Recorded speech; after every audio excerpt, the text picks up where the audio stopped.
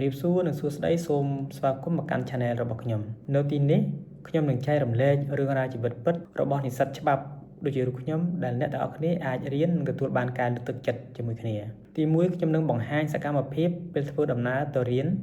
រៀងរាល់ថ្ងៃសៅរ៍អាទិត្យចុងសប្តាហ៍ដើម្បីឲ្យអ្នកបានស្គាល់ពីជីវិតពិតរបស់និស្សិតច្បាប់ទី2ខ្ញុំនឹងចែករំលែករបៀបធ្វើកិច្ចការងារដែលសាស្ត្រាចារ្យដែលបានដាក់ឲ្យការអានសៀវភៅនិងការត្រៀមខ្លួនសម្រាប់ការសិក្សាទី3ខ្ញុំនឹងបង្ហាញពីការប្រកបការងារ